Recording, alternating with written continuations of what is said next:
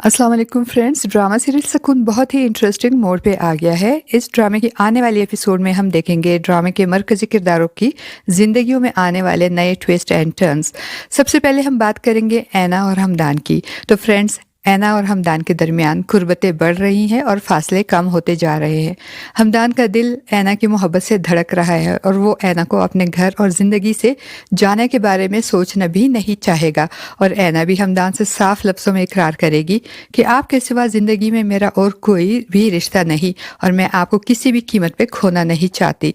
तो हमदान उसे तसल्ली देते हुए कहेगा कि मैं भी अपने सारे रिश्ते निभाने जानता हूँ और इनको बखूबी निभाता भी हूँ और तुमसे मेरा निकाह का रिश्ता है, तुम बीवी हो मेरी, इसलिए उदास और परेशान ना हो, मैं कभी भी तुम्हें तन्हा नहीं छोड़ूंगा।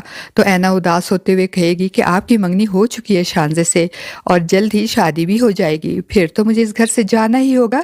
ऐना की बात सुनने के बाद हमदान उसे तसल्ली देते हुए कहेगा कि ये बात की बात है, तुम अभी इस बारे में सोच सोच कर खुद को परेशान ना करो, तुम बस खुश रहा करो और मुस्कुराती रहा करो, क्योंकि तुम्हारी मुस्कुराहट बहुत खूबसूरत है और तुम मुस्कुराते हुए बहुत अच्छी लगती हो। तो ऐना उदासी से मुस्कुराते हुए कहेगी कि मेरे साथ इतनी अच्छाई ना करें, क्योंकि जब मैं यहाँ से जाऊँगी तो मुझसे फिर आपके बिना रहा नहीं जाएगा। दूसरी तरफ उस्मान अपनी माँ के मजबूर करने पे आयमा को घुमाने फिराने ले तो जाएगा, मगर वहाँ भी आयमा को अजियत देने से बाज नहीं आएगा। वो आयमा को होटल के कमरे में बंद करके उसे तन्हाई की अजियत सहने के लिए अकेला छोड़ देगा और इसका मोबाइल फ़ोन भी साथ ले जाएगा। आयमा की माँ और फूफो को आयमा की बहुत फिक्र होगी और जब भी उस्मान की माँ यानी कि आयमा की फूफो उस्मान को फ़ोन करके आयमा से बात करवाने को कहेंगी तो उस्मान हर बार कोई ना कोई बहाना बनाकर उन्हें टाल देगा और इसी तरह 3 दिन गुजर जाएंगे।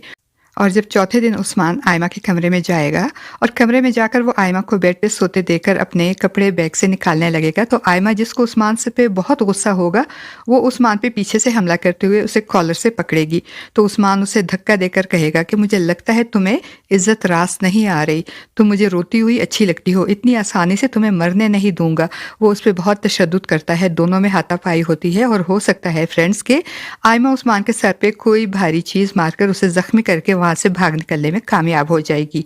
और जब उस्मान को होश आएगा तो आयमा को कमरे में ना पाकर वो गुस्से से पागल हो जाएगा और सीधा स्टेशन की तरफ भागेगा ताकि आयमा को ढूंढकर दोबारा कैद कर सके। मगर आयमा अब इसकी पहुंच से बहुत दूर निकल चुकी होगी। उस्मान को अब ये फिक्र सताएगी कि अगर आयमा सीधे अपने बाप के घर पहुंच गई और वहां जाकर उनको उस्मान के सारे करतूत बताए तो वो कैसे उनको फेस करेगा और अपनी माँ को क्या जवाब देगा। और फ्रेंड्स, उस्मान के सारे खदशात दुरुस्त साबित होंगे। आयमा किसी ना किसी तरह गिरते पड़ते अपने बाप के घर पहुंच ही जाएगी और जोर जोर से दरवाजे पे दस्तक देगी। आधी रात को दरवाजे पे दस्तक सुनकर महमूद साहब हड़बड़ा कर उठेंगे और फिर जैसे ही दरवाज़ा खोलेंगे सामने खड़ी आयमा को देखकर परेशान हो जाएंगे। और आयमा, जिसने बड़ी मुश्किल से अपने हवास संभाल रखे थे, घर के अंदर कदम रखते ही चकरा कर बेहोश हो जाएगी और अंदर कमरे में सोती हुई आयमा की माँ और फूफो दोनों आवाज़ें सुनकर बाहर आ जाएंगी। वो दोनों भी आयमा को इस तरह आधी रात को बेहाल और बेहोश देखकर बहुत परेशान हो जाएंगी।